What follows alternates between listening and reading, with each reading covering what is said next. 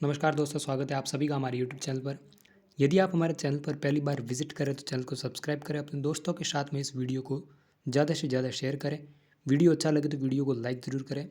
आज के इस वीडियो में आपको बताने वाला हूँ जिनका BA सेकेंड ईयर है उनका लिए पेपर कोड है PA03। पब्लिक एडमिनिस्ट्रेशन जिनका विषय है लोक प्रशासन, उनका पेपर कोड है PA03। उसको लेकर प्रीवियस ईयर का पेपर है।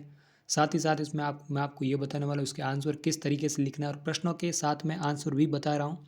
और प्रीवियस ईयर के पेपर कराने का जो है पर्पज़ है वो यही है कि पिछले एग्ज़ाम से कम 3 या 4 या उससे ज़्यादा भी पेपर जो है प्रश्न जो है रिपीट होते हैं। और ये मैंने पिछले पेपरों को उठाकर देखा है, तभी ये कंक्लूज़न निकला है और उसके पश्चात ये मैंने करवाना शुरू किया है। और इसको लेकर स्टूडेंटों के फीडबैक भी अच्छा आ रहा है। तो इस वीडियो को अंत तक देखना है, शेयर ज़रूर करना है। और मैं आपको नए पैटर्न के साथ में बताने वाला हूँ। मार्क्स 70 हैं और अब जो समय है वो 3 घंटे हो चुका है। पेपर में आपको तीनों खंड यानी कि खंड अ, ब, स तीनों करने हैं। ये कोविड के पश्चात जो अभी जो पैटर्न चेंज हुआ है उसके अकॉर्डिंग है। 7 प्रश्न अ खंड में और 2 प्रत्येक के 2 मार्क्स हैं और 14 नंबर जो है इस प्रकार से हो जाते हैं। शब्द सीमा 30 है, ज़रूर याद रहे शब्द सीमा। उससे अगर आगे जो है आपको बड़ा नहीं लिखना है। तो इसमें पहला प्रश्न है, इसमें साथ में साथ मैं आपको आंसर भी बताने वाला हूँ ताकि आपको पता चले कि यदि छोटे वाले प्रश्न रिपीट हो जाए तो आपको सीधे उसके आंसर यहाँ से मिल जाएंगे। तो पहला प्रश्न है, ईरान की व्यवस्थापिका का क्या कहलाती थी? Executive of Iran is known as. इसका आंसर जो है आप देख सकते हो मजलिस कहलाती थी और मजलिस ए शौरा इस्लामी नाम उसका पूरा था। तो इस हिसाब से इसका आंसर है। और जिसने बुक में पढ़ रखा है अच्छी बात है। फिर दूसरा प्रश्न है कि किस संविधान जो है अनुच्छेद में वित्तीय आयोग का प्रावधान है? यानी कि संविधान के कौन से अनुच्छेद में वित्तीय आयोग का प्रावधान है उसका आपको बताना। तो वो आर्टिकल कौन सा है जिसे हिंदी में अनुच्छेद कहते हैं? तो वह अनुच्छेद है 280, जिसमें जो है ये प्रावधान है कि संविधान के प्रारंभ से 2 वर्ष के भीतर और उसके बाद प्रत्येक 5 वर्ष की समाप्ति पर या उससे पहले समय पर राष्ट्रपति जो हैं आवश्यक समझते हैं तो एक वित्त आयोग का गठन किया जाएगा। तो ये इस तरीके से आपको आंसर जो है दूसरे का लिखना है और आपको याद करना है। छोटे वाले सारे प्रश्नों के उत्तर आप याद कर लीजिए, इसमें से रिपीट होते हैं प्रश्न। 10वें वित्त आयोग के अध्यक्ष कौन है? आपको बताना है कि 10वां वित्त आयोग जो था उसके अध्यक्ष कौन है। और साथ ही साथ में आपको ये भी बताना है कि अभी जो वित्त वर्ष जो है वित्तीय आयोग है वो कौन सा है। तो उसके आयोग के अध्यक्ष हैं KC पंत, 10वें वित्त आयोग के अध्यक्ष थे। अब साथ में आप देख सकते हो कि कब से कब चला था, 5 वर्ष के लिए होता है। 1995 से 2000 तक ईस्वी तक ये चला था। फिर है चौथा प्रश्न, संविधान के किस अनुच्छेद के अंतर्गत निर्वाचन आयोग की स्थापना की गई है? निर्वाचन आयोग की स्थापना को लेकर जो अनुच्छेद है वो कौन सा है? तो वह है अनुच्छेद 324। अब उसके साथ में आपको इसका आंसर तो यही है। साथ में यदि कुछ और आ जाए तो ये भी आप याद जरूर रखें कि अधिनियमित लोक प्रतिनिधित्व अधिनियम के प्राधिकार के तहत कार्य करता है ये।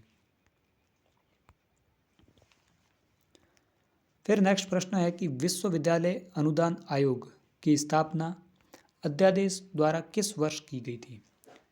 इसकी स्थापना कब की गई थी? विश्वविद्यालय अनुदान आयोग, जिसके द्वारा सभी विश्वविद्यालयों को अनुदान प्राप्त होता है, जैसे नेट UGC जो भी JRF क्लियर करते हैं उनको जो है इस आयोग द्वारा जो है अनुदान दिया जाता है।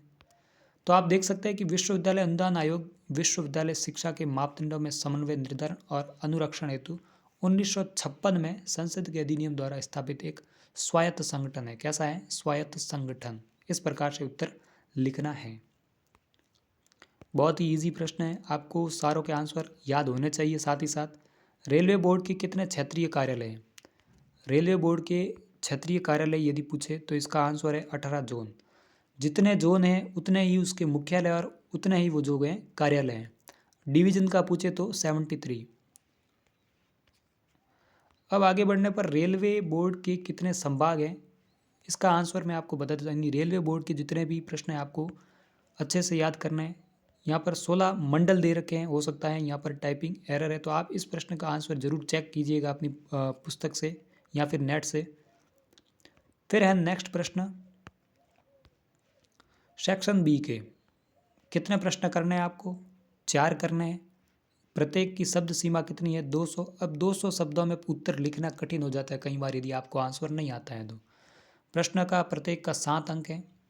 इस हिसाब से मैं आपको बता देता हूँ कि जैसे कि ये प्रश्न है कि प्रशासनिक राज्य की विशेषताओं का वर्णन करना है, तो सबसे पहले आपको ये बताना है कि प्रशासनिक राज्य की जो विशेषता है वो लिखनी है एक हेडिंग के रूप में। एक विशेषता लिखी, उसके पश्चात उस विशेषता के बारे में 4-5 लाइन लिख दो, और फिर नेक्स्ट विशेषता लिखी, उसके बाद भी उसकी 3-4 लाइन और लिख दो।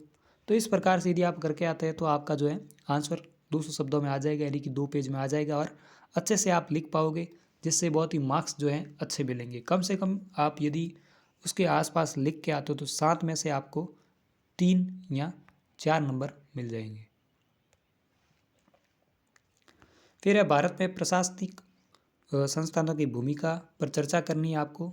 तो आपको इसका आंसर यदि आपको आता है तो अच्छी बात है, नहीं आता है तो प्रशासनिक संस्थानों कौन कौन सी हैं वो आपको लिखनी है। फिर है लोक कल्याणकारी राज्य के कार्यों के बारे में बताना कि लोक कल्याणकारी राज्य कौन सा होता है, उसका वर्णन करना है, किस प्रकार के कार्यों से आप समझेंगे कि ये लोक कल्याणकारी राज्य है। तो वहाँ पर सामाजिक समानता के लिए विकास कार्य किए जाएंगे, और भी जो है आर्थिक स्थिति को लेकर भी कार्य किए जाएंगे, वो सभी कार्य आपको उसमें लिखने वर्णन करना है आपको। फिर है भारत में विधानमंडल और कार्यपालिका के मध्य जो संबंध है उस पर आपको चर्चा करनी है। विधानमंडल और कार्यपालिका यदि आपको पता हो तो मैं आपको बता देता हूँ कि विधानमंडल क्या होता है और कार्यपालिका क्या होते हैं। जैसा कि आपको पता होगा कि संसद के दो जो है सदन है, एक है लोकसभा और दूसरा है राज्यसभा। इन दोनों के जो भी सदस्य हैं वो जो ये मिलकर दोनों सदन वो क्या कहलाते हैं? विधानमंडल। अब इसमें से जो सरकार बनती है, सरकार यानी कि जो मंत्रिपरिषद होती है, जो जो है मिनिस्टर्स होते हैं, वो सारे कार्यपालिका कहलाते हैं, और उन्हीं के द्वारा जो है शासन का संचालन किया जाता है। आपको उसके मध्य संबंध बताना है। लोकतंत्र में राजनीतिक दलों की भूमिका क्या है, किस प्रकार से राजनीतिक दल हैं जो लोकतंत्र में अपनी भूमिका निभाते हैं, वो आपको बताना है। वित्त आयोग के कार्य, ये प्रश्न बहुत ही ज़्यादा इम्पोर्टेंट है और ये इस बार रिपीट हो सकता है।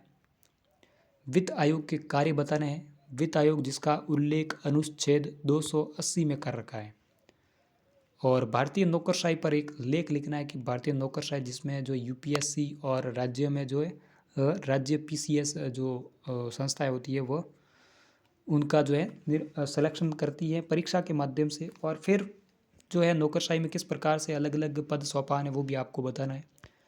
फिर है नेक्स्ट सेक्शन जो है वह है सी सेक्शन, और जैसे कि खंड से हिंदी में कहते हैं।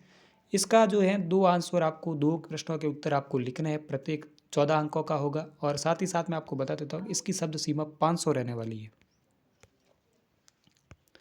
तो इसमें आपको सीधा एक प्रश्न था, आप ऊपर वाले से देख सकते हो कि लोक कल्याणकारी राज्य का महत्व क्या है उसका जो है इम्पोर्टेंस क्या होता है वो आपको बताना है, इम्पोर्टेंस। फिर है कार्यपालिका के कार्य बताने हैं और उसकी भूमिका पर चर्चा करनी है। ये सारे प्रश्न के उत्तर यदि आप थोड़ा बहुत भी वर्तमान की राजनीति या जो है आसपास के जो राजनीतिक मुद्दे उसमें यदि आप इंटरेस्ट लेते हो तो इसके आंसर आप आसानी से लिख पाओगे। तो इसके उत्तर आप 500 शब्द या 700 शब्दों में भी यदि लिखना चाहे तो व्यक्ति लिख सकता है। तो इस तरीके से आपको आंसर देने हैं। ये प्रश्न इन सब के उत्तर जरूर देखिएगा बड़े वालों का। यदि आप नहीं है जो आपको नहीं आते हैं तो आप पुस्तक का भी प्रयोग कर सकते हो, क्योंकि इन प्रश्नों में से रिपीट होने के चांसेस जो है बहुत ज़्यादा है। तो इसी प्रकार से मैं आपको बता देता हूँ कि मॉडल पेपर जो है वो भी मैं PA03 का डाल दूँगा अपने जो है कमेंट सेक्शन में, उसका लिंक डाल दूँगा, उसको आप ज़रूर विजिट करें। उसमें से सारे प्रश्न उसी में से ही आएंगे। ये मैं इसलिए कह रहा हूँ कि पिछली बार भी उसी मॉडल पेपर से सारे प्रश्न आए, तो इस बार भी ये संभावना बनती है। तो उस मॉडल पेपर को ज़रूर देखिएगा, उसका लिंक मैं डिस्क्रिप्शन लिंक में डाल दूँगा, जो है डिस्क्रिप्शन में डाल दूँगा, तो वहाँ से आप उसका वीडियो ज़रूर देखें। अपने दोस्तों के साथ में शेयर करें, और वीडियो अच्छा लगा तो लाइक करें। धन्यवाद।